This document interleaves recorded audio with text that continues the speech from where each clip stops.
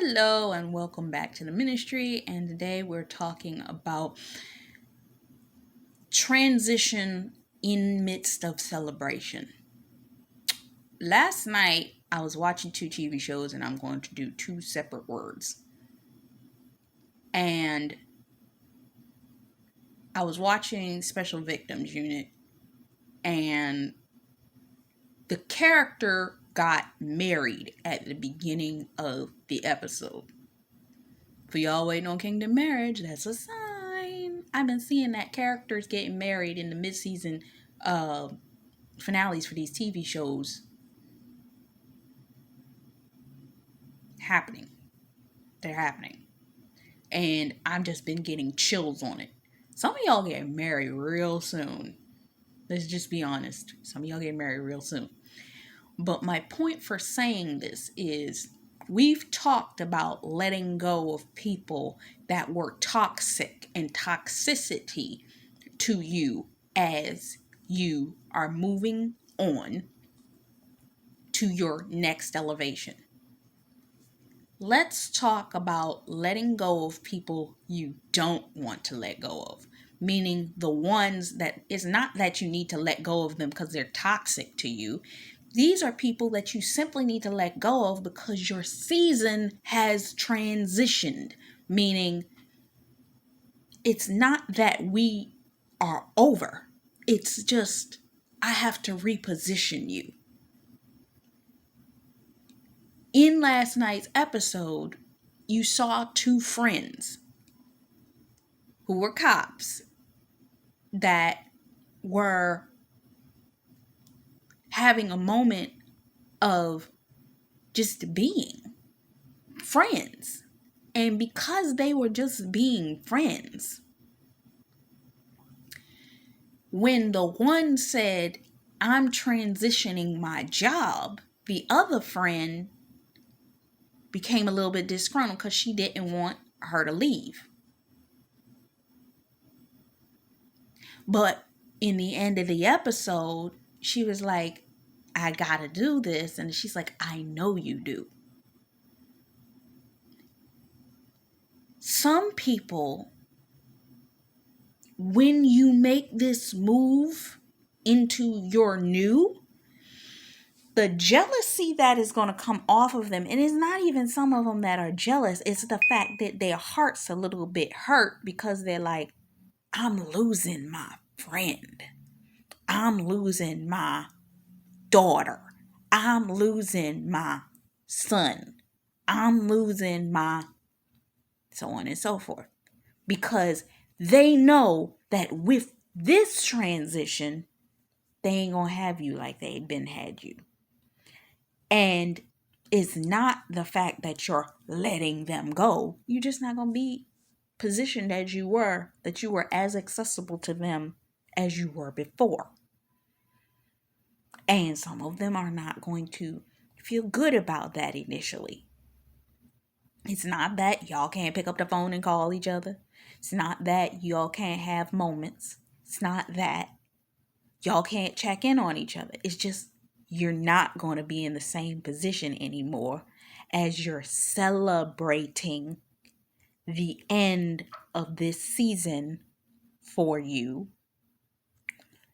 It just simply means that they've been repositioned. You are no longer going to have the access that you once had in the previous season. I'm going through this right now. I have a friend that's in another state that I left behind when I came from New York to come back to my hometown. It's not that I don't still miss and love her. It's just I'm no longer there anymore. And I needed the time to heal and rest and do all of this. It's not that I don't still love her. It's just we've been repositioned. I don't know when or if we'll be able to maneuver that. But we'll see. If the Lord allows, then the Lord will allow. But that's on him to organize and orchestrate. I have a friend right now. I have a childhood friend. We knew each other in high school. I'm been praying in relation to what you want that relationship to be. Because in some ways, I remember you showing me this, but does that mean that we're coming together in this season? I don't want to be out of season with desiring her relationship in my life. I pray for her. It's the same thing with my coaches.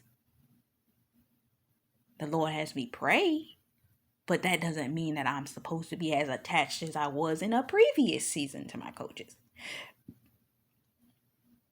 Every season you evolve. It's not that it's bad. It just means you grow.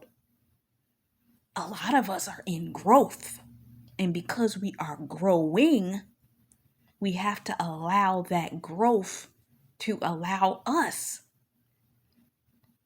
to separate from people that is not that we have to cut you off.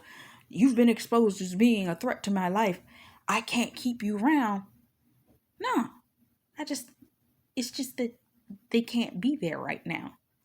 But if you hold on to them, yeah, they're going to be a threat to your life because you're trying to hold on to somebody in a season they're not supposed to be in. And they're going to become a hindrance to you because then the enemy knows, oh, I can use that. So let me operate in them in a way I'm supposed to operate in them because they holding on to them past the point in which they were supposed to release them, which leaves me an open window to become a wedge in their relationship because she didn't let them go or he didn't let them go when I told y'all this before, when you were supposed to. But by trying to force them to be in your new season, you've now created an opening for the enemy to just slip right in because they weren't supposed to be there anyway. When God says let that person go, even if it's a relationship you want to keep, let it go. You'll be better for it because when they do show up in your life during the other seasons, your relationship will be able to remain good. Some relationships you'll pick up the phone, y'all ain't talked in a year, and it's like, I feel like I talked to you yesterday.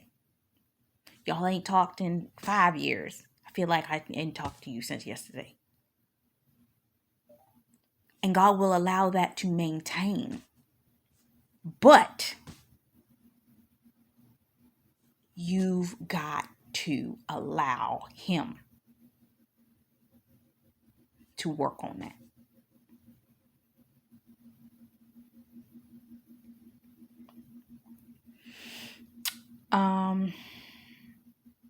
So that's pretty much the word I have. I got another word for you.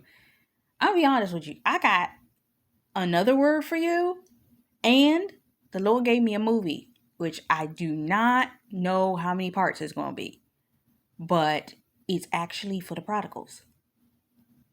And those standing in prodigal relationship. Which I have not done. In the essence of having been in a relationship and it been standing for somebody that I've been in a relationship for. Now, I may have done that with friends or family members, but not in any romantic relationship. But this is for those of y'all that are standing for a marriage. So, I'm going to come back with that as soon as I can. So, let y'all go. And I'm going to come back. Stay tuned.